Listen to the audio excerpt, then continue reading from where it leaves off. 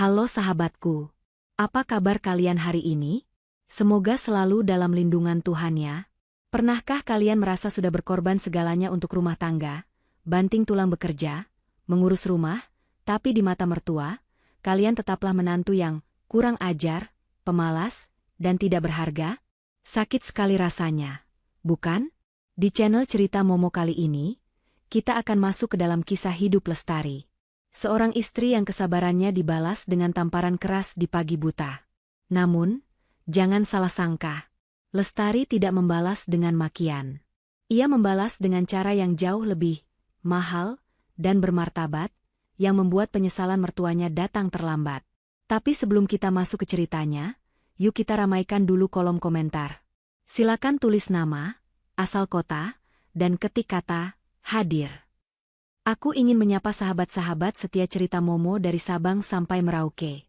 Dan bagi yang baru bergabung, jangan lupa tekan tombol like, subscribe, dan nyalakan lonceng notifikasinya, agar kita bisa terus berbagi pelajaran hidup setiap harinya. Sudah siap? Tarik napas panjang, siapkan hati kalian, dan mari kita masuk. Suara alarm ponsel yang berdering nyaring memecah keheningan pukul 4 pagi di kamar itu. Dengan mata yang masih terasa berat dan tubuh yang remuk redam sisa kelelahan kemarin, Lestari memaksa dirinya untuk bangun. Ia menatap sisi tempat tidur di sebelahnya. Bagas, suaminya, masih tertidur pulas dengan selimut melilit tubuhnya, dengkuran halusnya terdengar berirama.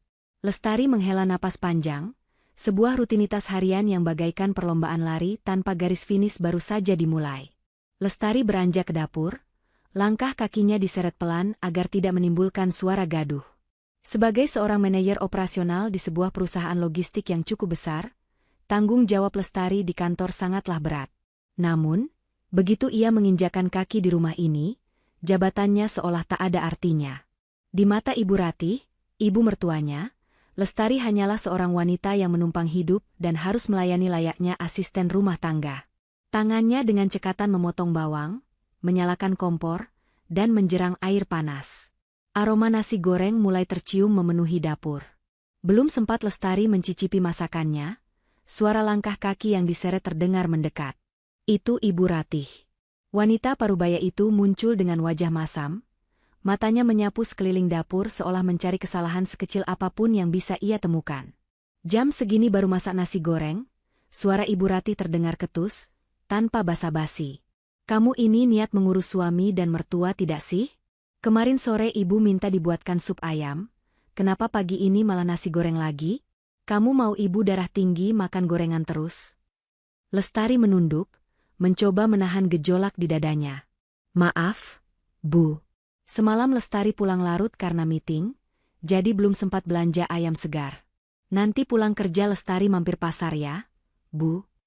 Alasan saja terus. Ibu Ratih mendengus kasar, lalu duduk di kursi makan sambil menopang dagu, memperhatikan gerak-gerik Lestari dengan tatapan menyelidik.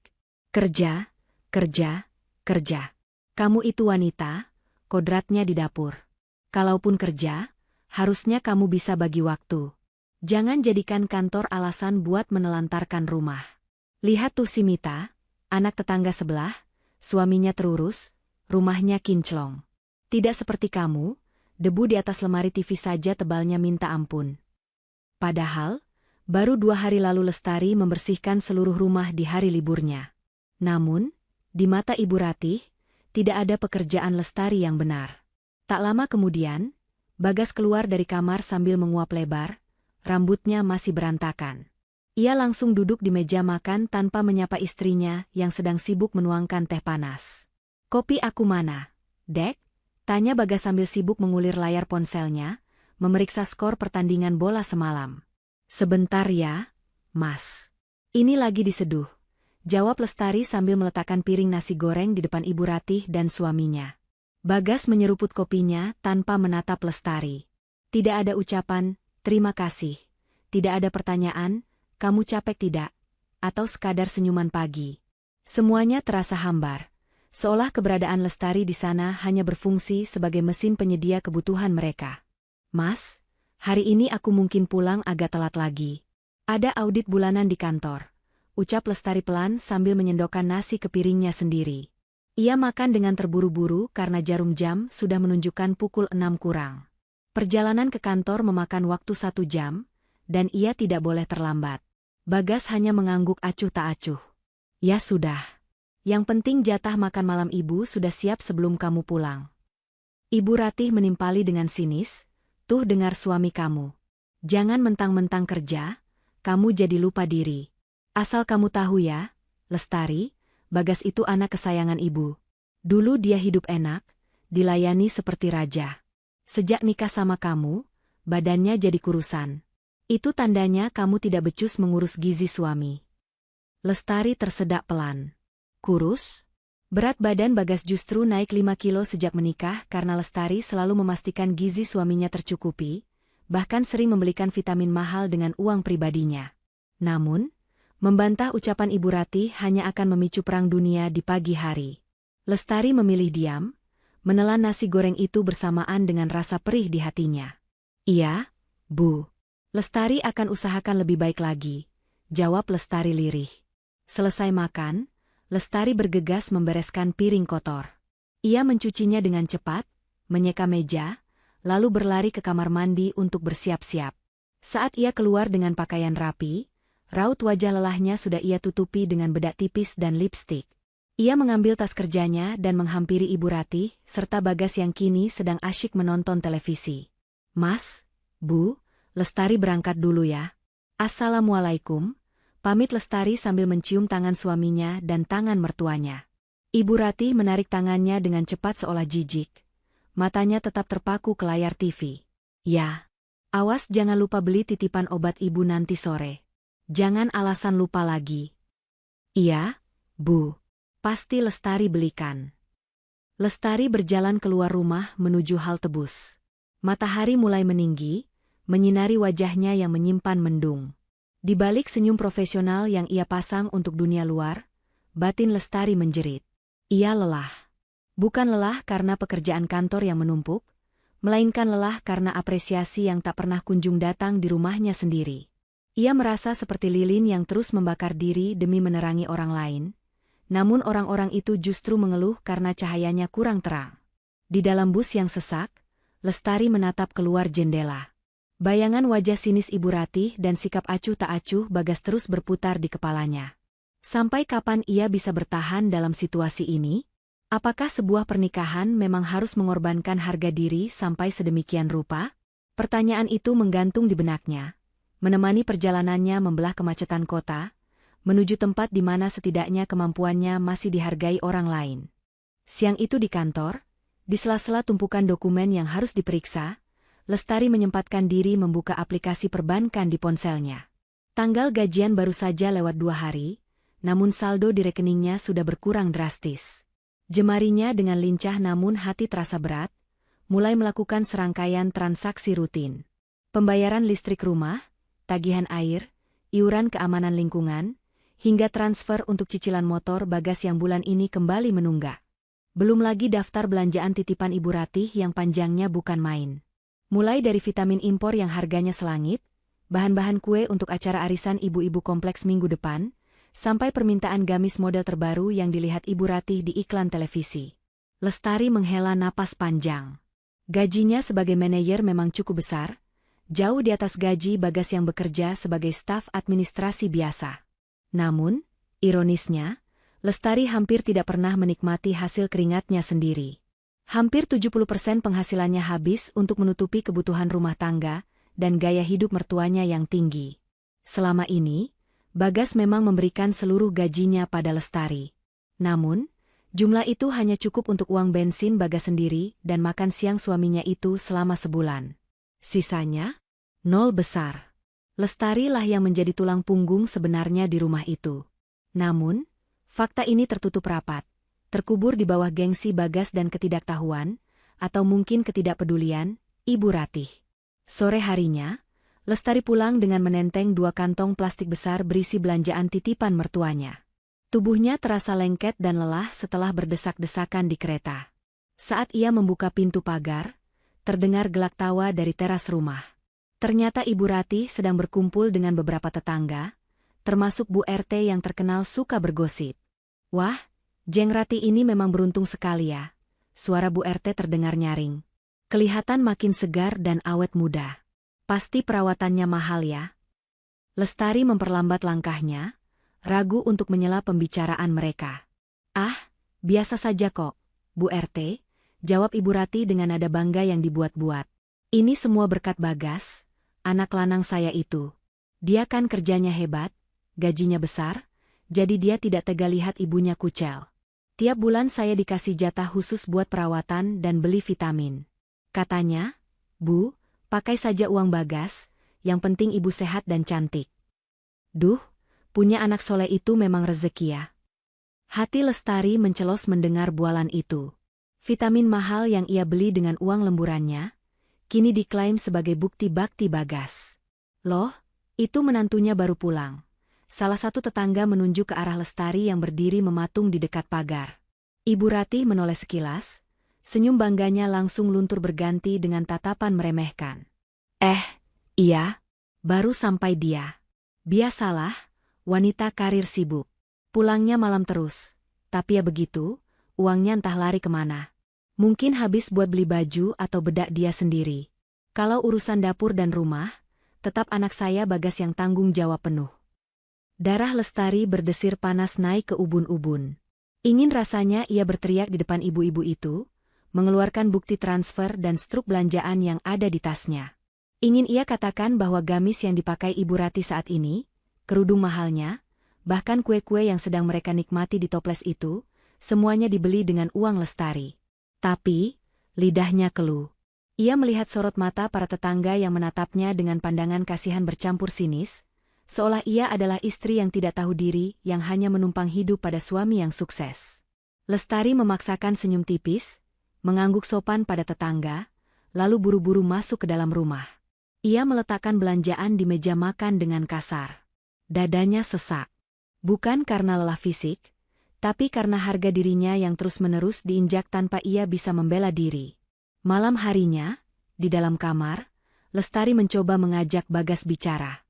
Suaminya itu sedang asyik bermain game di ponselnya sambil tiduran.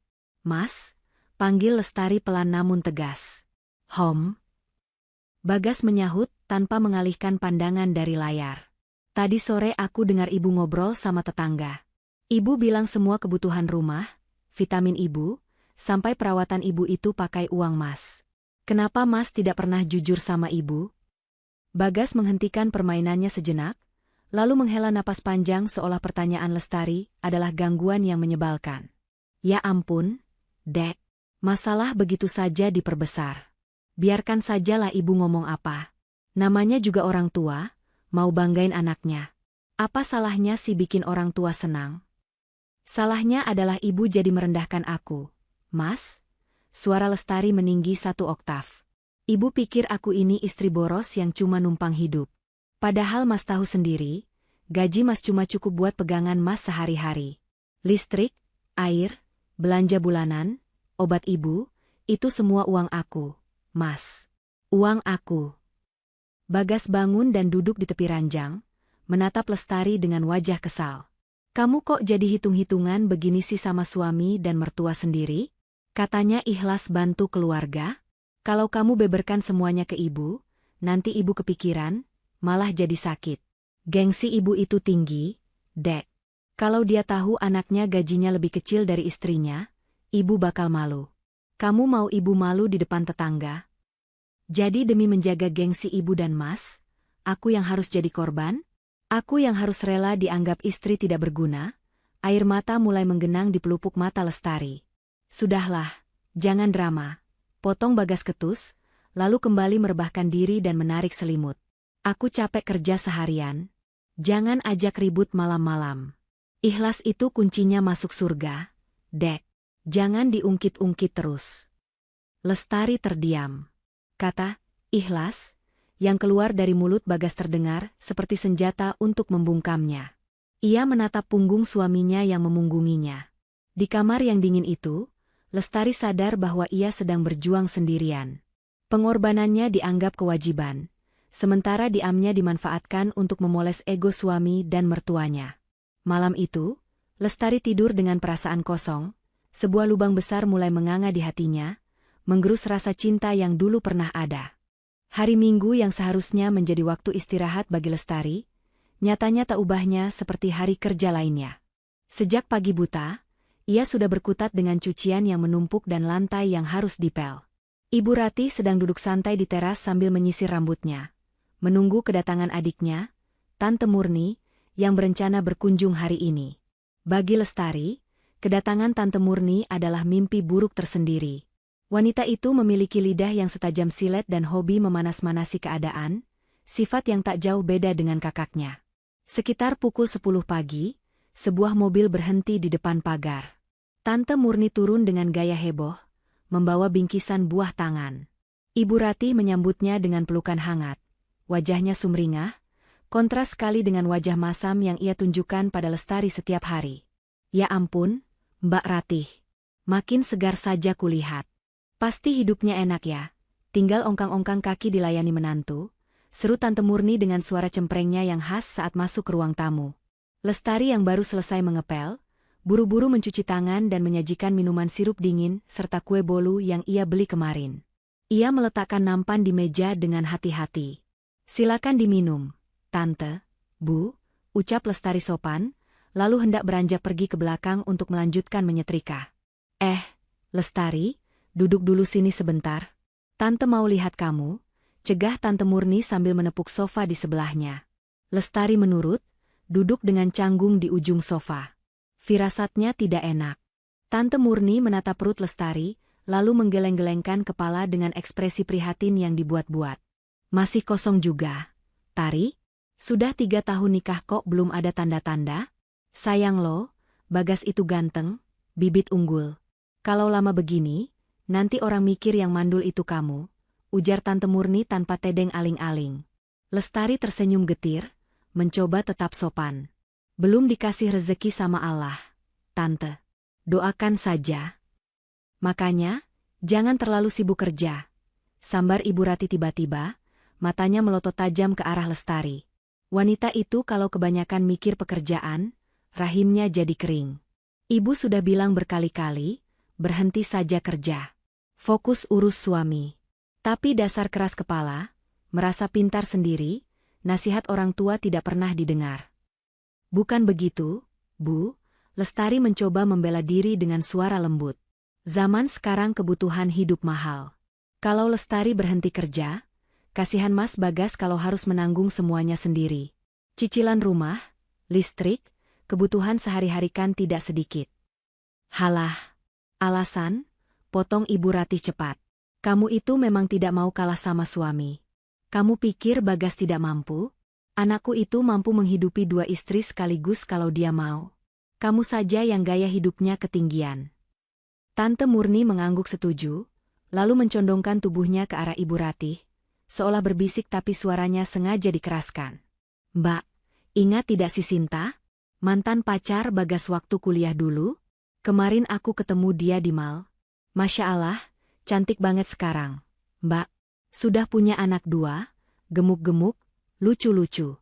Dia tidak kerja, fokus jadi ibu rumah tangga. Suaminya yang kerja keras, Sinta tinggal nikmati hasilnya. Kelihatan bahagia sekali. Jantung Lestari seperti berhenti berdetak mendengar nama itu. Sinta. Nama masa lalu Bagas yang sering sekali diungkit-ungkit oleh Ibu Ratih setiap kali sedang marah. Iya, Murni. Ibu juga menyesal sekali, sahut Ibu Ratih dengan nada dramatis, matanya melirik sinis ke arah Lestari. Coba dulu Bagas jadi nikah sama Sinta. Pasti sekarang rumah ini sudah ramai suara cucu. Sinta itu anaknya penurut, lembut, bicaranya sopan, dan yang paling penting, dia hormat sama orang tua. Tidak seperti yang ini, dibilangin sedikit, jawabnya panjang lebar. Air mata mulai menggenang di pelupuk mata Lestari. Ia meremas ujung bajunya kuat-kuat. Penghinaan ini sudah keterlaluan. Ia dibandingkan dengan mantan pacar suaminya tepat di depan mukanya sendiri, di rumah yang ia bayar cicilannya setiap bulan.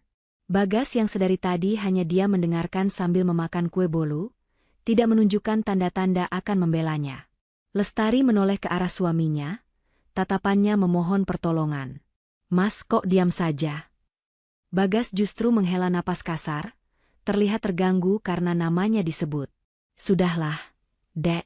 Jangan dimasukin hati. Ibu kan cuma berandai-andai. Wajar orang tua pengen cucu. Kamu jangan sensitif begitu. Jawaban Bagas bagaikan garam yang ditaburkan di atas luka yang menganga. Lestari memberanikan diri menatap Ibu Ratih. Bu, Lestari memang belum bisa kasih cucu. Tapi selama ini Lestari berusaha jadi istri dan menantu yang baik. Lestari kerja keras juga demi kebutuhan ibu, demi kenyamanan ibu di rumah ini. Hai ha, bentak Ibu Ratih, memotong ucapan Lestari dengan suara menggelegar sampai membuat Tante Murni terlonjak kaget. Kamu berani hitung-hitungan sama ibu? Kamu mau bilang kalau kamu yang membiayai ibu?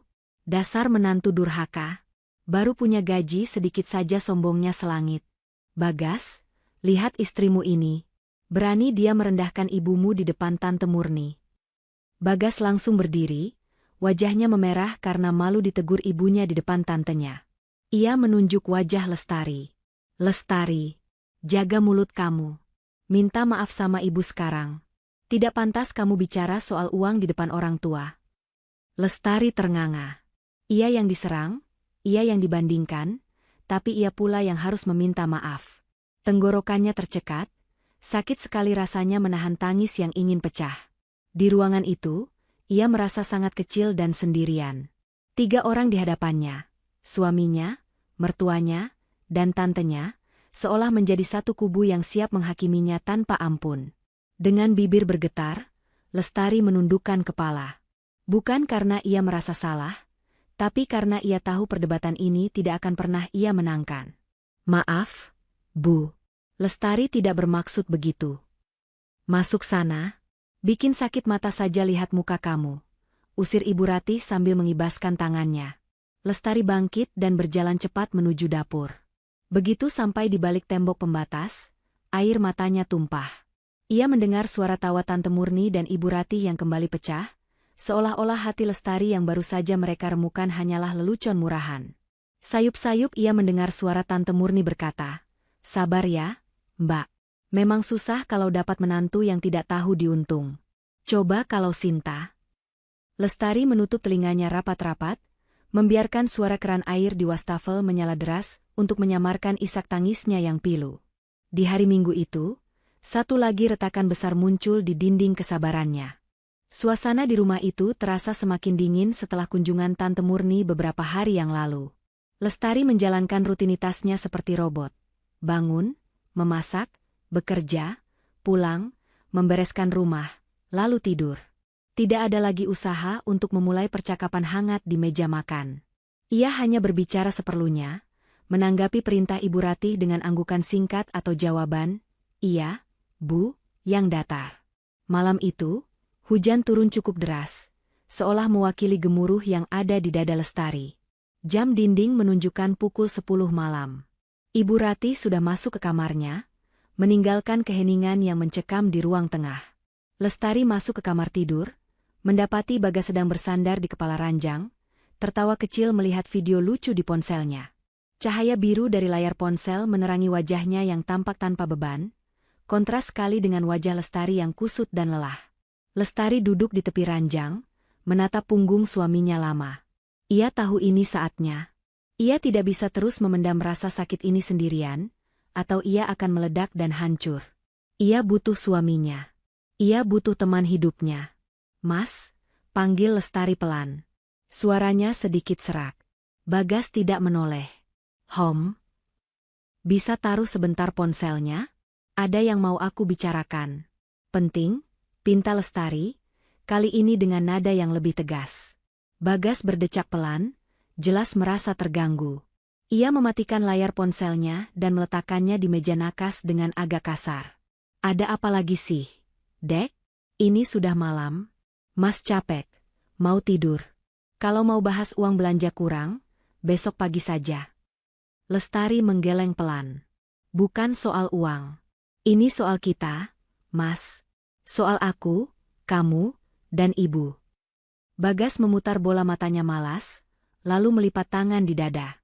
"Ya ampun, pasti mau bahas kejadian minggu lalu kan? Soal Tante Murni?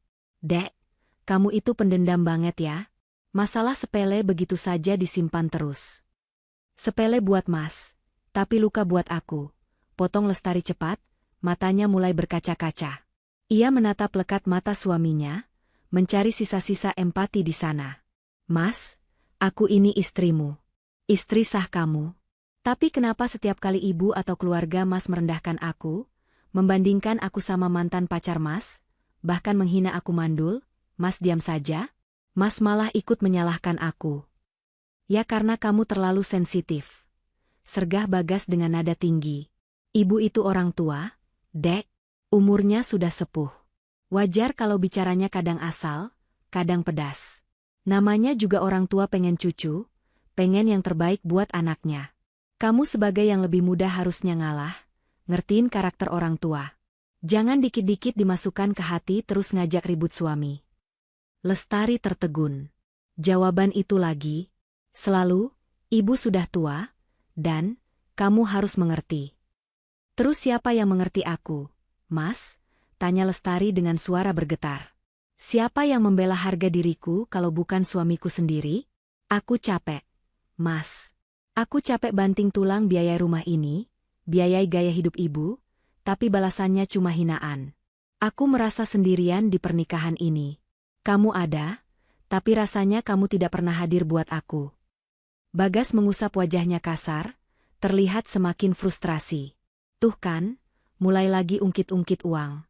Kamu itu tidak ikhlas ya bantu suami? Kalau tidak ikhlas bilang, Dek, jangan jadi senjata buat mojokin Mas terus. Dengar ya, surga istri itu ada pada ridha suami, dan surga suami ada pada ibunya. Jadi wajar kalau aku utamakan perasaan ibu daripada perasaan kamu yang baperan itu. Hati Lestari mencelos mendengar kalimat itu. Dalil agama yang suci digunakan, Bagas hanya untuk membenarkan sikap pengecutnya dan menutupi ketidakadilannya. Jadi menurut Mas, berbakti sama ibu itu artinya membiarkan istri diinjak-injak? Tanya Lestari lirih, air matanya menetes satu persatu. Mas tahu tidak? Rasanya sakit sekali saat aku kerja keras di luar sana demi kita. Tapi pas pulang ke rumah, aku dianggap musuh oleh ibumu dan dianggap pengganggu oleh suamiku. Bagas menatap Lestari dengan tatapan dingin, tidak ada rasa bersalah sedikit pun. Kamu terlalu drama, Lestari. Itu masalahnya. Coba kamu introspeksi diri. Mungkin ibu galak karena kamu memang kurang melayani. Mungkin ibu bandingin sama Sinta karena Sinta memang lebih luas ambil hati orang tua. Belajarlah sedikit, jangan cuma bisa nuntut dibela. Lestari terdiam. Kata-kata Bagas barusan menamparnya lebih keras daripada tamparan fisik manapun. Di detik itu, Lestari menyadari sesuatu yang menyakitkan namun membebaskan. Bagas tidak akan pernah berubah. Pria di hadapannya ini bukanlah pelindung, melainkan sumber luka itu sendiri. Lestari menghapus air matanya dengan kasar. Tatapannya yang tadi memohon pengertian, kini perlahan berubah menjadi kosong dan dingin. Baik, Mas, ucap Lestari datar. Terima kasih sudah menyadarkan aku. Aku paham sekarang posisi aku di mata Mas. Nah, gitu dong. Jangan diperpanjang lagi, ucap Bagas lega, mengira Lestari sudah sadar dan mau menurut. Ia kembali mengambil ponselnya dan menyalakan layar. Sudah tidur sana. Besok kamu kerjakan? Jangan lupa setrika baju kerjaku yang biru, mau dipakai besok. Lestari tidak menjawab. Ia merebahkan tubuhnya memunggungi Bagas, menarik selimut sampai sebatas dada. Matanya menatap tembok kosong di hadapannya dengan nyalang. Malam ini, komunikasi di antara mereka bukan hanya retak, tapi sudah hancur berkeping-keping. Bagas mengira ia menang dalam perdebatan ini, tanpa menyadari bahwa ia baru saja mematikan satu-satunya lentera yang masih menyala di hati istrinya. Lestari tidak lagi marah, tidak lagi sedih. Ia mulai mati rasa. Dan bagi seorang wanita, mati rasa adalah tanda bahaya terbesar yang seringkali terlambat disadari oleh laki-laki. Malam itu, Lestari baru bisa memejamkan mata pukul 2 dini hari. Tumpukan laporan audit kantor yang harus diselesaikan memaksanya begadang, ditemani secangkir kopi dingin dan keheningan rumah yang mencekam. Tubuhnya rasanya remuk, otaknya seperti diperas habis-habisan. Saat ia baru merasa terlelap sejenak, alam bawah sadarnya tersentak. Sayup-sayup terdengar suara gedoran pintu yang keras, diikuti teriakan melengking yang menusuk telinga. Lestari membuka mata dengan napas memburu. Jantungnya berdegup kencang, seolah mau melompat keluar dari rongga dada. Ia melirik jam dinding. Pukul 5.15 pagi. Ia terlambat bangun 10 menit dari jadwal biasanya. Lestari, buka pintunya. Teriakan Ibu Ratih terdengar semakin keras dari balik pintu kamar. Sudah jam 5 loh, kamu masih tidur? Dasar pemalas. Cepat bangun buatkan sarapan. Bagas di sebelahnya hanya menggeliat pelan, menarik bantal menutupi telinganya, sama sekali tidak berniat bangun atau menenangkan ibunya. Lestari melompat turun dari kasur, kakinya gemetar karena kaget dan lelah yang belum hilang. Tanpa sempat mencuci muka atau merapikan rambut, ia membuka pintu kamar. Wajah Ibu Ratih yang merah padam langsung menyambutnya. Mata wanita tua itu melotot, penuh amarah. Ya Allah, Bu, maaf, Lestari kesiangan sedikit. Semalam Lestari lembur sampai jam 2. Lestari mencoba menjelaskan dengan suara parau. Alasan, potong Ibu Ratih kasar. Telunjuknya menuding-nuding wajah Lestari. Mau lembur kek, mau begadang kek, itu urusan kamu. Tugas kamu itu bangun sebelum matahari terbit. Siapkan kopi, siapkan sarapan. Lihat tuh, Bagas sebentar lagi bangun, meja makan masih kosong. Istri macam apa kamu hah? Bisanya cuma enak-enakan tidur. Lestari menelan ludah yang terasa pahit. Ia tidak membantah lagi. Tenaganya terlalu sedikit untuk berdebat. Dengan langkah terburu-buru, ia berlari ke dapur. Ibu Ratih mengekor di belakangnya, terus mencerocos seperti radio rusak yang volumenya diputar maksimal. Mentang-mentang kerja kantoran, kamu jadi nyepelekan tugas rumah tangga. Kalau tidak niat ngurus suami, mending Bagas saya nikahkan lagi saja sama wanita yang tahu aturan. Ocehan Ibu Ratih terus berdengung di telinga Lestari, memecah konsentrasinya. Tangan Lestari gemetar hebat saat mengambil toples kopi dan gula. Kepalanya pening, pandangannya sedikit berkunang-kunang karena kurang tidur dan tekanan darah yang mungkin sedang rendah. Ia menyalakan dispenser, mengambil air panas untuk menyeduh kopi hitam kesukaan Ibu Ratih. Cangkir keramik mahal itu diletakkan di atas meja pantry. Ibu Ratih berdiri tepat di sampingnya, mengawasi dengan tatapan tajam. Yang cepat dong. Lelet banget sih jadi orang. Keburu Bagas bangun nanti. Bentaknya tepat di telinga Lestari. Kaget mendengar bentakan yang tiba-tiba itu, tangan Lestari tersentak. Air panas yang sedang ia tuang meleset dari bibir cangkir. Cairan hitam panas itu tumpah, membasahi taplak meja dan menciprat sedikit ke arah tangan Ibu Ratih yang bertumpu di meja. Aduh, pekik Ibu Ratih, meski cipratannya hanya sedikit dan tidak melukainya. Namun, reaksi selanjutnya terjadi begitu cepat. Tanpa aba-aba, tangan Ibu Ratih melayang. Plah! Sebuah tamparan keras mendarat telak di pipi kiri Lestari. Suara kulit beradu kulit itu terdengar nyaring di dapur yang sempit. Waktu seakan berhenti. Rasa panas menjalar cepat di wajah Lestari, menyengat hingga ke sudut mata, memancing air mata keluar tanpa diminta. Telinganya berdengung. Ia mematung, memegang pipinya yang mulai berdenyut nyeri. Ini bukan pertama kalinya ia dimarahi, tapi ini pertama kalinya fisik ia disakiti. Dasar menantu tidak becus. Teriak Ibu Ratih histeris, matanya menyalang penuh kebencian. Kamu mau mencelakai saya ya? Mau bikin tangan saya melepuh? Bisanya cuma menghabiskan uang anakku, tapi bikin kopi saja tidak becus. Dasar wanita pembawa sial. Keributan itu membuat Bagas akhirnya keluar dari kamar. Ia berjalan gontai menuju dapur, menggaruk kepalanya yang tidak gatal. Ada apa sih, Bu? Pagi-pagi kok sudah teriak-teriak? Tanya Bagas malas, matanya menyipit melihat kekacauan di dapur. Melihat anaknya datang, Ibu Ratih langsung memasang wajah memelas, seolah dialah korbannya. Lihat istri kamu ini, gas. Masa bikin kopi saja tumpah kemana-mana, hampir kena tangan ibu. Ditegur malah diam saja, melotot sama orang tua. Ibu refleks nampar dia biar sadar. Lestari menoleh ke arah Bagas. Ia menunggu. Ia menunggu suaminya melihat pipinya yang merah, melihat air matanya, dan melihat ketidakadilan ini. Ia menunggu Bagas marah pada ibunya karena telah melakukan kekerasan fisik. Namun, Harapan itu pupus seketika. Bagas hanya menghela napas panjang, menatap Lestari dengan tatapan menyalahkan. Kamu tuh gimana sih, Dek? Ceroboh banget. Kalau kerja itu pakai mata, pakai hati. Kasihan ibu kalau sampai kena air panas. Minta maaf sana sama ibu. Dunia Lestari runtuh. Tidak ada pertanyaan, kamu sakit, tidak ada pembelaan. Yang ada hanya perintah untuk meminta maaf kepada pelaku yang baru saja menamparnya. Lestari menatap nanar cangkir kopi yang terguling dan noda hitam yang melebar di atas meja. Rasa sakit di pipinya perlahan berubah menjadi rasa dingin yang menusuk tulang. Sesuatu di dalam dirinya, mungkin itu kesabaran, mungkin itu cinta, atau mungkin harapan, baru saja patah. Patah dengan suara yang lebih nyaring daripada tamparan tadi.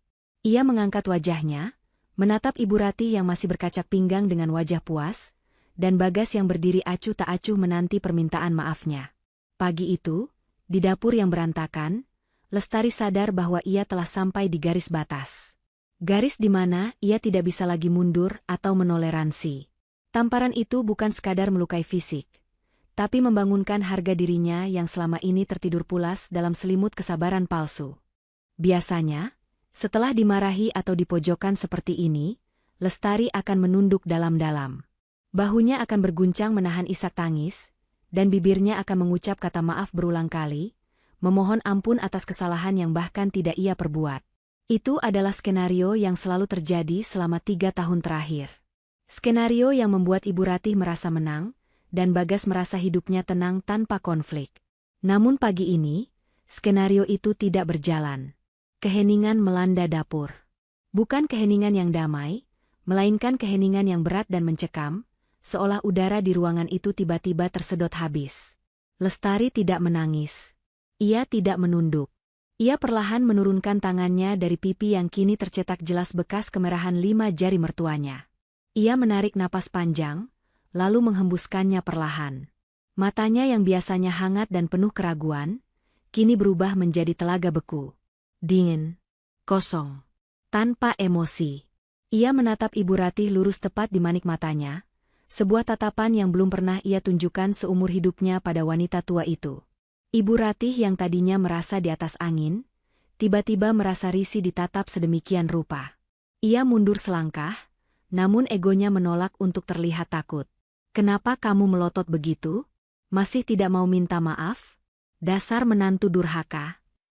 Bagas menyenggol lengan Lestari kasar. Dek, dengar tidak sih? Minta maaf sama ibu. Jangan bikin suasana pagi jadi makin runyam. Lestari mengalihkan pandangannya pada Bagas. Tatapannya sama dinginnya, membuat Bagas seketika terdiam, lidahnya seolah keluh. Tidak ada kemarahan yang meledak-ledak, tidak ada teriakan histeris. Hanya ada ketenangan yang menakutkan, seolah jiwa Lestari yang selama ini mereka kenal sudah pergi meninggalkan raganya. Cukup, Bu, ucap Lestari. Suaranya datar, rendah, namun terdengar sangat jelas di antara dengungan kulkas dan suara tetesan air keran. Cukup sampai di sini. Tanpa menunggu balasan mereka, Lestari berbalik badan. Ia melangkah keluar dari dapur, melewati Bagas begitu saja seolah suaminya itu hanyalah patung pajangan yang tidak bernyawa. Heh, mau kemana kamu? Teriak Ibu Ratih, suaranya melengking memenuhi rumah. Saya belum selesai bicara. Berani-beraninya kamu memunggungi orang tua. Biarkan saja, Bu, terdengar suara Bagas menenangkan ibunya, meski ada nada ragu di sana. Paling masuk kamar, nangis, terus ngambek seharian. Biasa, penyakit wanita kalau lagi sensitif. Nanti juga keluar sendiri kalau lapar. Lestari mendengar ucapan itu. Kalimat yang menyepelekan perasaannya itu biasanya akan membuatnya sakit hati, tapi kali ini, ia tidak merasakan apa-apa. Hatinya sudah kebas. Ia masuk ke dalam kamar tidur, lalu menutup pintu dengan pelan. Tidak dibanting. Klik. Ia memutar kunci pintu.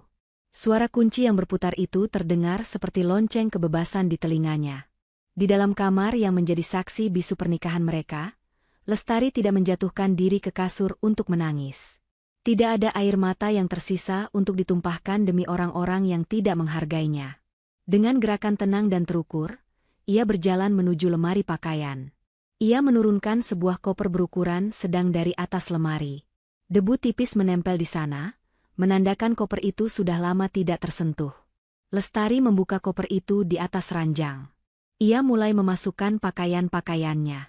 Bukan semuanya, hanya pakaian kerja, pakaian sehari-hari yang penting, dan pakaian dalam secukupnya. Gerakannya mekanis, cepat, dan efisien. Selanjutnya, ia membuka laci meja rias. Ia mengambil sebuah map plastik tebal berwarna biru. Di dalamnya tersimpan dokumen-dokumen penting miliknya.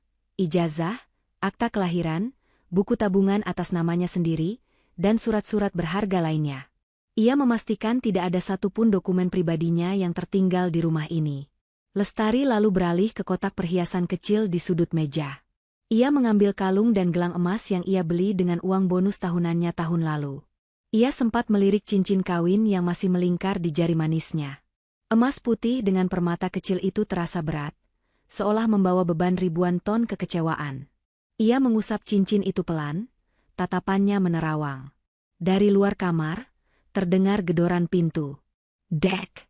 Buka pintunya. Suara Bagas terdengar tidak sabar.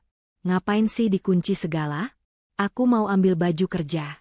Kemeja biruku mana? Kamu belum setrika ya? Lestari tidak menjawab. Ia terus melanjutkan aktivitasnya mengemasi barang-barang kebersihan diri ke dalam tas kecil. Lestari, jangan kurang ajar yang mengunci suami di luar. Kali ini suara Ibu Ratih ikut terdengar. Bagas, dobrak saja pintunya. Istri macam itu harus dikasih pelajaran biar tidak tuman. Ancaman itu tidak membuat tangan Lestari gemetar. Justru, itu semakin meyakinkan hatinya bahwa keputusannya sudah benar. Rumah ini bukan rumah. Ini adalah medan perang di mana ia sendirian tanpa senjata, melawan dua orang yang seharusnya melindunginya. Lestari menutup resleting kopernya. Ia memandang sekeliling kamar itu untuk terakhir kalinya. Foto pernikahan mereka yang tergantung di dinding tampak tersenyum bahagia, sebuah kebohongan besar yang terpampang nyata. Sprei yang ia cuci minggu lalu, gorden yang ia pilih warnanya, semua jejak sentuhannya ada di ruangan ini. Namun, mulai detik ini, semua itu bukan lagi miliknya. Ia mengambil tas kerjanya, menyampirkannya di bahu, lalu menenteng koper dengan tangan kanannya. Ia berdiri di depan cermin, menatap pantulan dirinya. Ada bekas merah yang mulai membiru di pipi kirinya. Lestari menyentuhnya pelan, bukan dengan rasa sakit, tapi sebagai pengingat. Bekas luka ini adalah tanda lunasnya utang bakti yang selama ini ia paksakan. Lestari menarik napas dalam, menegakkan punggungnya. Ia siap menghadapi badai di balik pintu itu, bukan untuk bertarung, tapi untuk menerobos keluar menuju ketenangan yang selama ini ia rindukan. Ia melangkah menuju pintu, memutar kunci, dan membukanya lebar-lebar. Wajah Bagas yang merah menahan amarah dan Ibu Ratih yang bersedekap dada langsung menyambutnya. Namun, ekspresi mereka berubah menjadi bingung saat melihat koper di tangan Lestari. Keheningan kembali tercipta. Kali ini, keheningan itu membawa pesan perpisahan yang nyata. Kamu mau kemana bawa-bawa koper begitu? Bagas adalah orang pertama yang memecah keheningan. Matanya terpaku pada koper abu-abu di tangan kanan Lestari. Ada nada bingung bercampur panik dalam suaranya, namun ego laki-lakinya menahan tubuhnya untuk tidak terlihat terlalu peduli. Ibu Ratih yang berdiri di sampingnya mendengus keras, sudut bibirnya terangkat membentuk senyuman sinis yang meremehkan. Ia melipat kedua tangannya di dada, postur tubuh yang menantang. Halah, paling-paling cuma gertak sambal. Mau minggat kamu? Mau pulang ke rumah orang tuamu mengadu domba biar kami terlihat jahat? Dasar perempuan manja. Ditampar sedikit saja lagaknya seperti disiksa. Lestari sama sekali tidak menanggapi cemoohan itu. Ia tidak lagi merasa perlu menjelaskan apapun kepada telinga yang tidak mau mendengar. Kakinya melangkah pasti, bukan menuju pintu keluar, melainkan berbelok sedikit ke arah meja makan di dapur yang menyatu dengan ruang tengah. Di meja itu, noda kopi hitam yang tadi ia tumpahkan masih menggenang, belum ada yang membersihkannya. Noda itu menjadi saksi bisu kejadian pagi ini. Lestari meletakkan kopernya sejenak di lantai, lalu berdiri tegak menghadap Bagas dan Ibu Ratih yang kini menatapnya dengan tanda tanya. Lestari mengangkat tangan kirinya. Ia menatap jari manisnya, Tempat sebuah cincin emas putih bertahtakan permata kecil melingkar. Cincin pernikahan mereka. Dulu, saat Bagas menyematkannya 3 tahun lalu, Lestari berjanji akan menjaganya seumur hidup. Namun hari ini, ia sadar bahwa janji itu tidak bisa dijaga sendirian. Sebuah pernikahan butuh 2 pasang tangan untuk memegangnya agar tidak retak. Dan tangan Bagas, selama ini sibuk bertepuk tangan untuk ibunya, membiarkan Lestari memegang beban itu sendirian hingga tangannya berdarah. Dengan gerakan perlahan namun mantap, Lestari menarik cincin itu dari jarinya. Ada sedikit hambatan, seolah cincin itu enggan lepas, tapi Lestari memaksanya keluar. "Lestari, apa-apaan kamu?" Suara Bagas mulai meninggi, wajahnya memucat. Ia mulai menyadari bahwa ini bukan sekadar drama pagi hari biasa. "Jangan konyol, Dek. Pasang lagi cincinnya. Malu dilihat tetangga kalau kamu keluar tanpa cincin." Lestari mengabaikan perintah itu. Ia meletakkan cincin tersebut di atas meja makan, tepat di samping genangan kopi yang dingin. Bunyi denting logam beradu dengan kaca meja terdengar kecil, namun nyaring menggema di keheningan ruangan itu. Lestari menatap manik mata suaminya dalam-dalam. Tatapan yang membuat Bagas merasa kerdil. "Mas, aku kembalikan cincin ini," ucap Lestari. Suaranya tenang, setenang air danau yang menghanyutkan. Tidak ada getar tangis, tidak ada amarah yang meledak. Hanya ada kehampaan yang mematikan. "Aku kembalikan kamu kepada ibumu." "Maksud kamu apa bicara begitu?" serga Ibu Ratih, meski suaranya tak lagi selantang tadi. Ada ketakutan yang mulai merambat di matanya melihat ketenangan Lestari yang tidak wajar. Lestari mengalihkan pandangannya pada Ibu Ratih, lalu kembali ke Bagas.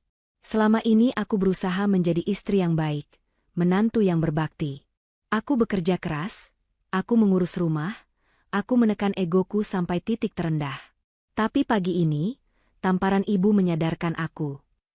Lestari mengambil napas pendek, lalu melanjutkan kalimat yang akan menjadi penutup kisahnya di rumah itu. "Ibumu tidak butuh menantu, Mas. Dia butuh pembantu yang bisa dimaki sesuka hati, yang bisa disuruh-suruh tanpa menuntut gaji dan harga diri. Dan kamu." Lestari menunjuk dada Bagas dengan tatapan nanar. "Kamu tidak butuh istri. Kamu butuh boneka pajangan.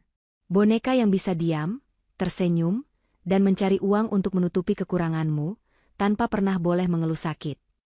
"Jaga mulutmu, Lestari," bentak Bagas, tangannya terkepal. "Aku suamimu. Berani sekali kamu merendahkan aku." "Aku tidak merendahkanmu, Mas. Aku hanya menyebutkan kenyataan yang selama ini kamu tutupi dengan dalil agama dan ego laki-lakimu," jawab Lestari tajam. "Mulai detik ini, aku berhenti. Aku berhenti menjadi pembantu. Aku berhenti menjadi boneka. Aku ambil kembali hidupku." Tanpa menunggu balasan lagi, Lestari meraih gagang kopernya. Ia berbalik badan dan melangkah menuju pintu utama. "Lestari, berhenti." Bagas berlari kecil hendak mengejar, tangannya terulur ingin meraih lengan istrinya. Namun, Ibu Ratih dengan sigap menahan lengan Bagas. "Biarkan saja, Gas. Biarkan dia pergi. Jangan dikejar. Istri pembangkang seperti itu memang harus diberi pelajaran. Lihat saja nanti. Paling sore nanti dia pulang sambil menangis-nangis minta maaf karena tidak punya tempat tujuan. Jangan turunkan harga diri kamu demi wanita itu." Kata-kata ibunya membuat langkah Bagas terhenti. Keraguan kembali menyelimutinya. Ia menatap punggung Lestari yang semakin menjauh. Dalam hatinya, ia yakin ibunya benar. Lestari tidak akan berani pergi lama-lama. Lestari terlalu mencintainya, terlalu penurut. Ini pasti hanya emosi sesaat. Lestari membuka pintu depan. Sinar matahari pagi langsung menerpa wajahnya. Udara segar menyeruak masuk ke paru-parunya, menggantikan udara pengap di dalam rumah yang selama ini mencekiknya. Ia tidak menoleh ke belakang. Ia tahu Bagas tidak akan mengejarnya. Ia tahu suaminya itu akan selalu memilih bersembunyi di balik ketiak ibunya daripada memperjuangkan istrinya. Lestari melangkah keluar pagar, menutupnya dengan pelan. Suara engsel pagar yang berkarat menjadi salam perpisahan terakhir. Ia menyeret kopernya menyusuri jalanan kompleks yang mulai ramai. Beberapa tetangga yang sedang menyapu halaman menatapnya dengan heran, Bertanya-tanya mengapa menantu Bu Ratih pergi membawa koper pagi-pagi sekali dengan wajah lebam di pipi. Namun, Lestari tidak peduli lagi dengan tatapan mereka. Ia terus berjalan. Setiap langkah yang ia ambil menjauhkannya dari rumah itu, dan anehnya, setiap langkah itu membuat beban di pundaknya terasa semakin ringan. Air mata yang sejak tadi ia tahan, kini menetes satu, jatuh membasahi pipinya. Bukan air mata kesedihan, melainkan air mata kelegaan. Di persimpangan jalan, Lestari menyetop sebuah taksi yang lewat. Ia masuk ke dalamnya, dan saat sopir taksi bertanya, "Mau kemana, Bu?" Lestari menjawab dengan senyum tipis yang penuh keyakinan. "Kemana saja, Pak, asalkan jauh dari sini." Lestari tahu tujuannya. Ia akan pergi ke apartemen sementara yang sudah ia sewa seminggu lalu secara diam-diam, sebuah rencana cadangan yang ia buat saat firasat buruk mulai menghantuinya. Hari ini, rencana itu menjadi penyelamat kewarasannya. Ia telah kehilangan statusnya sebagai istri, tapi ia berhasil menyelamatkan dirinya sendiri. Sudah 7 hari berlalu sejak suara roda koper Lestari menghilang di balik pagar, namun rasanya seperti 7 tahun bagi penghuni rumah itu. Rumah yang dulunya hangat, wangi, dan tertata rapi, kini berubah menjadi seperti kapal pecah yang ditinggalkan nahodanya. Bagas melangkah masuk ke dalam rumah dengan langkah gontai. Tubuhnya lengket oleh keringat setelah berdesakan di kereta sepulang kerja. Biasanya, begitu membuka pintu, aroma masakan lezat akan menyambutnya, diikuti senyum Lestari yang menyodorkan segelas teh manis hangat. Namun hari ini, yang menyambutnya hanyalah bau apek yang menyengat dan tumpukan piring kotor yang menggunung di wastafel dapur. Sisa makanan di piring-piring itu mulai mengering dan dikerubungi semut. "Bagas, kamu sudah pulang?" Suara serak Ibu Ratih terdengar dari arah kamar.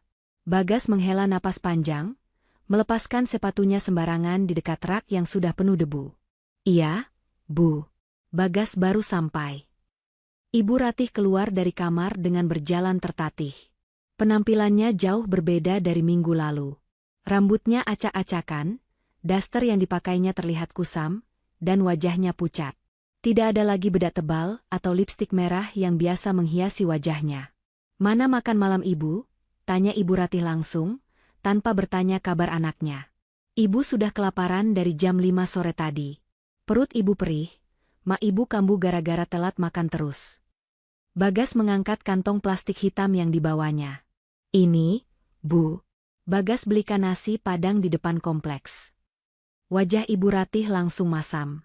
Ia menepis kantong plastik itu hingga hampir jatuh. "Nasi padang lagi? Kemarin sudah bubur ayam, tadi siang mie instan, sekarang santan lagi? Kamu mau membunuh Ibu pelan-pelan ya? Kamu kan tahu kolesterol Ibu tinggi, gigi Ibu juga sakit kalau makan daging yang keras. Kenapa tidak masak sup atau sayur bening seperti biasa?" Darah Bagas mendidih.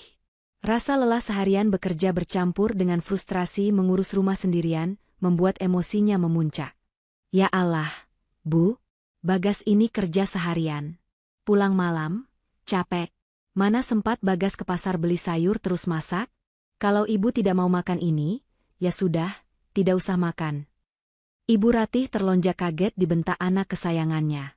Matanya berkaca-kaca. Kamu membentak Ibu? Cuma gara-gara istri pembangkang itu pergi, kamu jadi berani melawan orang tua?" "Bukan begitu, Bu." Suara Bagas melemah, ia memijat pelipisnya yang berdenyut nyeri. Tapi Bagas pusing. Rumah berantakan, cucian menumpuk belum disetrika, Ibu mengeluh terus. Bagas berjalan menuju kamar mandi, berniat membersihkan diri untuk mendinginkan kepala. Namun, baru saja ia memutar keran, tidak ada air yang keluar. Hanya suara desisan angin dari pipa. Ia mencoba menyalakan saklar lampu kamar mandi, gelap. "Bu, listrik mati ya?" teriak Bagas panik. "Iya, dari tadi siang mati. Ibu mau nonton sinetron jadi tidak bisa. Kipas angin mati, Ibu kepanasan sampai sesak napas," sahut Ibu Ratih dari ruang tengah dengan nada menyalahkan. "Tokennya habis bunyi titit terus dari pagi, berisik sekali, terus mati sendiri." Bagas mengumpat pelan. Ia merogoh saku celananya, mengambil ponsel untuk membeli token listrik via aplikasi. Namun, saat ia melihat saldo di rekeningnya, matanya terbelalak. Saldo, Rp150.000. Bagas terdiam. Gajinya bulan ini sudah menipis. Padahal baru tanggal pertengahan bulan. Selama ini, ia tidak pernah memikirkan token listrik, kuota internet rumah, iuran sampah, atau beras yang tiba-tiba habis. Ia pikir uang gajinya cukup untuk pegangannya sendiri, karena Lestari yang mengurus sisanya. Ternyata, sisanya, itu adalah segalanya. Masih lama tidak nyalanya? Ibu gerah, teriak Ibu Ratih lagi. Dengan tangan gemetar, Bagas membeli token listrik seharga Rp50.000. Hanya itu yang ia berani keluarkan sekarang. Setelah listrik menyala, masalah belum selesai. Ia masuk ke kamar untuk mencari baju ganti, namun lemari pakaiannya kosong. Semua kemeja kerjanya kotor, menumpuk di keranjang cucian di sudut kamar yang bau apek. "Bu," panggil Bagas sambil keluar kamar dengan hanya memakai handuk. Kemeja Bagas tidak ada yang bersih. "Ibu tidak nyuci?" Ibu Ratih yang sedang membuka bungkus nasi Padang dengan enggan, menatap anaknya tak percaya. "Nyuci? Kamu suruh ibu nyuci? Pinggang ibu sakit, Bagas. Itu kan tugas istri kamu. Salah sendiri dia minggat. Harusnya kamu seret dia pulang biar dia kerjakan semua ini." "Tapi Lestari sudah pergi seminggu. Bu, kalau ibu di rumah saja seharian, apa salahnya bantu masukin baju ke mesin cuci?" Bagas mulai tidak tahan. "Oh, jadi kamu menyalahkan ibu?" Ibu Ratih meletakkan sendoknya kasar. "Kamu itu kepala keluarga. Kalau istri pergi, itu salah kamu tidak bisa mendidik. Jangan bebankan orang tua." Bagas terdiam, kalah telak. Ia memungut kemeja bekas pakai kemarin yang tergantung di balik pintu. Kerahnya sudah agak kusam dan baunya tidak segar. Tapi ia tidak punya pilihan. Ia memakainya dengan perasaan dongkol. Malam itu, Bagas duduk di ruang tamu yang suram. Di sudut ruangan, tumpukan debu terlihat jelas di bawah cahaya lampu. Ia menatap layar ponselnya, membuka galeri foto. Ada foto Lestari di sana, tersenyum manis saat mereka makan malam di warung tenda sebulan lalu. Senyum yang tulus, meski matanya menyiratkan kelelahan. Bagas menyadari sesuatu yang mengerikan. Selama ini, kenyamanan hidupnya, kebersihan rumahnya, kesehatan ibunya, dan wibawanya di mata tetangga, semuanya ditopang oleh bahu kecil Lestari. Dan sekarang, tanpa tiang penyangga itu, atap rumah tangganya runtuh menimpa kepalanya sendiri. "Gas," panggil Ibu Ratih pelan. Ia sudah selesai makan, meski hanya setengah porsi. "Obat darah tinggi ibu habis. Tadi ibu cari di kotak obat kosong. Tolong belikan ke apotek sekarang ya. Kepala ibu pusing sekali." Bagas mengecek dompetnya. Uang tunainya tinggal 2 lembar 20 ribuan. Harga obat Ibu Ratih yang paten itu ratusan ribu. "Bagas tidak ada uang tunai, Bu," jawab Bagas jujur, suaranya parau. "Ya ambil di ATM dong." "Pakai uang gaji kamu," desak Ibu Ratih. "Gaji Bagas habis, Bu," seru Bagas akhirnya, tak kuasa menahan ledakan emosinya. Gaji Bagas cuma UMR. Habis buat bensin, makan siang, sama bayar utang panci ibu kemarin.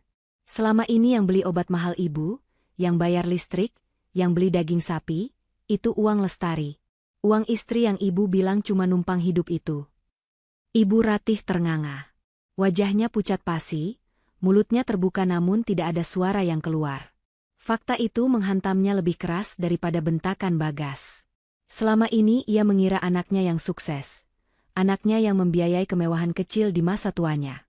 Ternyata, ia hidup dari keringat menantu yang ia hina setiap pagi. Keheningan menyelimuti ruangan itu.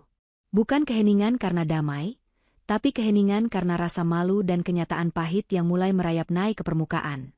Di tengah rumah yang berantakan dan bau itu, Bagas menundukkan kepalanya dalam-dalam, menyadari betapa bodoh dan miskinnya ia tanpa kehadiran Lestari. Rumah ini bukan lagi istana. Ini hanyalah bangunan kosong tanpa nyawa. Kekacauan di rumah yang semakin tak terkendali memaksa Bagas untuk menelan gengsinya bulat-bulat. Siang itu, ia nekat izin pulang lebih awal dari kantornya dengan alasan sakit, padahal tujuannya satu, menemui Lestari. Bagas tahu ia tidak bisa membiarkan keadaan ini berlarut-larut. Ibunya semakin rewel karena stok obat habis dan makanan tidak sesuai selera, sementara tagihan internet dan air mulai mengirimkan notifikasi peringatan pemutusan.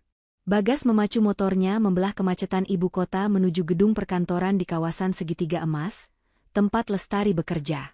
Sesampainya di lobi gedung yang megah dan berpendingin udara sejuk itu, Bagas mendadak merasa kerdil. Ia melihat pantulan dirinya di dinding kaca.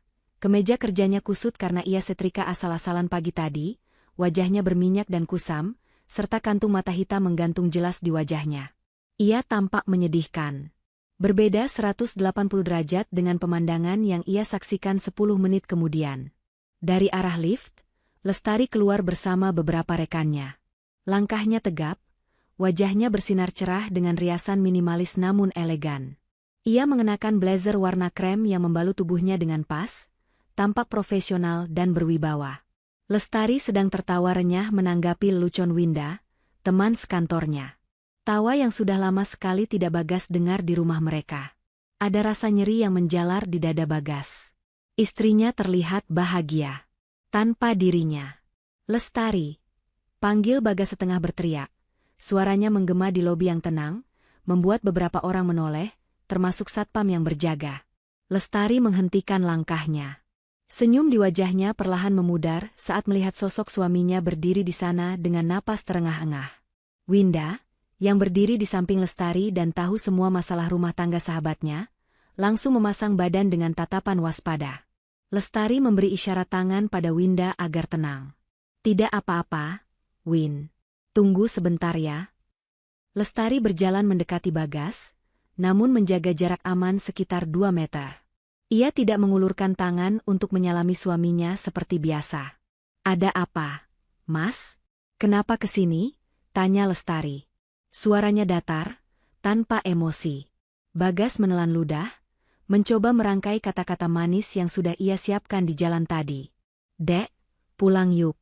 Mas jemput kamu. Sudah seminggu kamu pergi, masa marahnya belum selesai? Kasihan ibu, Dek. Ibu sakit di rumah, nyariin kamu terus. Lestari menatap Bagas lekat-lekat. Ibu nyari aku, atau nyari orang yang biasa nyuci baju dan masakin sup ayam? Bagas terdiam sejenak, gelagapan. Ya, nyari mantunya lah. Ibu memang salah kemarin nampar kamu, Mas akui itu. Mas janji, nanti kalau kamu pulang, Mas bakal tegur ibu pelan-pelan. Mas janji bakal bantuin kamu kerjaan rumah sedikit-sedikit. Yang penting kamu pulang dulu. Rumah berantakan banget. Dek, gak ada yang urus. Lestari tersenyum miring, senyum yang penuh kepahitan. Mas, kamu dengar sendiri ucapanmu. Rumah berantakan gak ada yang urus. Itu alasanmu memintaku pulang? Bukan karena kamu rindu istrimu, tapi karena kamu rindu kenyamanan yang aku berikan. Bukan begitu, Lestari. Aku suami kamu. Wajar dong aku minta istri pulang ke rumah suaminya. Bagas mulai terpancing emosi karena rasa malunya terekspos di tempat umum. Kamu tega lihat suamimu kurus begini? Kamu tega biarkan ibu sakit-sakitan tanpa obat? Mas Bagas, potong Lestari tegas, matanya menatap tajam langsung ke manik mata suaminya. Obat ibu, makanan enak, baju bersih, listrik yang menyala 24 jam. Selama ini aku yang sediakan itu semua dengan uangku dan tenagaku. Sekarang, saat aku pergi, harusnya kamu sebagai laki-laki, sebagai kepala keluarga, yang ambil alih tanggung jawab itu. Buktikan kalau kamu mampu menghidupi ibumu seperti yang selalu kamu banggakan di depan tetangga. Bagas terhenyak. Bahunya merosot turun. Gajiku nggak cukup. Dek, kamu tahu sendiri kan? Tolonglah, jangan egois. Kita ini tim. Tim? Lestari tertawa pelan, tawa yang terdengar sangat sedih. Tim macam apa yang satu anggotanya berjuang mati-matian sampai berdarah, sementara anggota lainnya cuma dia menonton dan bahkan ikut melukai? Mas, aku sudah memaafkan tamparan ibumu. Aku juga memaafkan diamu selama 3 tahun ini. Tapi memaafkan bukan berarti aku harus kembali menyerahkan leherku untuk diinjak lagi. Lestari menarik napas panjang, menegakkan punggungnya, memancarkan aura kepercayaan diri yang baru. Pulanglah, Mas. Urus ibumu. Itu ladang pahalamu, bukan bebanku lagi. Aku sekarang sedang membangun kembali puing-puing harga diriku yang sempat hancur di rumah itu. Jangan cari aku lagi. Setelah mengucapkan kalimat itu, Lestari berbalik badan. Ia melangkah kembali menuju Winda yang menunggunya dengan tatapan bangga. Lestari, kamu berdosa menelantarkan suami. Teriak Bagas putus asa, mencoba menggunakan senjata terakhirnya, manipulasi agama. Lestari berhenti sejenak tanpa menoleh. Dan kamu berdosa karena telah menzalimi amanah Tuhan yang dititipkan padamu, Mas. Lestari melanjutkan langkahnya, suara hak sepatunya berketuk di lantai marmer, terdengar seirama dengan detak jantungnya yang semakin tenang. Ia tidak menoleh lagi. Sementara itu, Bagas berdiri mematung di tengah lobi. Orang-orang berlalu lalang di sekitarnya, tapi ia merasa benar-benar sendirian. Bayangan Ibu Ratih yang menunggu di rumah dengan segala tuntutannya, tagihan-tagihan yang menumpuk, dan rumah yang suram kini menghantuinya. Penyesalan itu datang bukan seperti ombak yang lembut, melainkan seperti tsunami yang menghantamnya telak, memberitahunya bahwa ia baru saja kehilangan berlian paling berharga dalam hidupnya hanya karena ia terlalu sibuk menjaga batu kerikil bernama gengsi. 6 bulan telah berlalu sejak hari di mana koper abu-abu itu diseret keluar dari pagar rumah.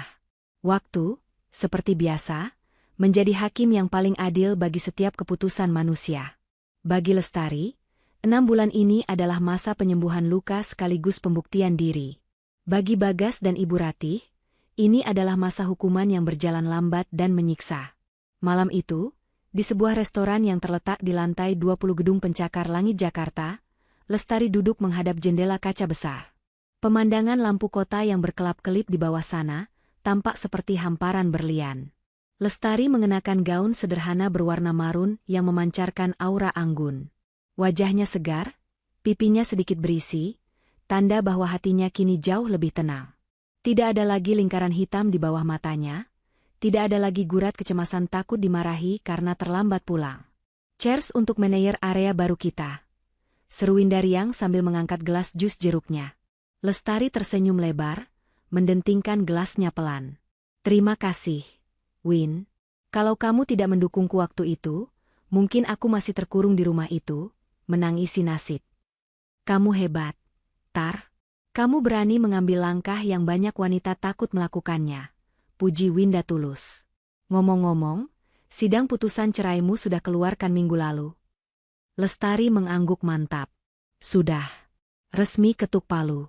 Aku sekarang wanita merdeka, Win. Rasanya lega sekali. Seperti baru bisa bernapas lagi setelah tenggelam bertahun-tahun. Sementara itu, di sudut kota yang lain, suasana bertolak belakang sedang terjadi. Rumah tipe 36 yang dulu selalu wangi pewangi lantai aroma lavender itu, kini berbau apek campuran minyak angin dan debu. Ket tembok mulai mengelupas di beberapa bagian, dan rumput liar tumbuh tinggi di halaman depan. Di ruang tengah yang suram karena hanya diterangi satu lampu redup, demi menghemat token listrik, Bagas duduk bersila di lantai. Di hadapannya, terhidang semangkuk bubur instan yang sudah dingin. Bagas tampak jauh lebih tua dari usianya. Tubuhnya kurus, rambutnya agak gondrong tak terurus, dan kemeja rumahan yang dipakainya terlihat kusut. Ia meniup bubur itu pelan, lalu menyendokkannya ke mulut Ibu Ratih yang duduk terkulai di kursi goyang usang. Ayo, Bu, makan sedikit, bujuk Bagas lelah. Ibu Ratih membuka mulutnya sedikit, menerima suapan itu. Namun, baru 2 detik dikunyah, ia melepaskannya kembali ke tisu. Wajahnya meringis. Hambar. Tidak enak, keluh Ibu Ratih dengan suara parau. Tubuhnya kini ringkih. Kakinya bengkak karena asam urat yang kambuh dan tidak terkontrol pola makannya. Ibu mau soto ayam buatan Lestari. Kenapa kamu tidak suruh dia masak? Suruh dia pulang? Gas. Bilang sama dia, ibu mau soto. Tangan Bagas yang memegang mangkuk gemetar. Ia meletakkan mangkuk itu dengan kasar ke lantai. Suara benturannya membuat Ibu Ratih tersentak. Bu, tolonglah. Suara Bagas terdengar putus asa, matanya berkaca-kaca menahan tangis yang sudah di ujung pelupuk. Berhenti panggil nama Lestari. Dia tidak akan pulang. Dia bukan istri Bagas lagi. Kita sudah bercerai, Bu. Bercerai.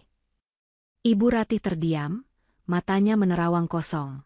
Ingatannya yang mulai rabun kadang membuatnya lupa bahwa dialah penyebab utama perpisahan itu. Masa dia tegas sama ibu? Ibu kan mertuanya. Dulu dia penurut. Dia penurut karena dia menghormati kita, Bu. Tapi kita injak-injak harga dirinya. Potong Bagas, air matanya akhirnya menetes jatuh ke lantai yang kotor. Ibu ingat tamparan ibu 6 bulan lalu? Tamparan itu yang membangunkan dia, Bu. Dan sekarang, lihat kita. Kita hidup seperti gelandangan di rumah sendiri.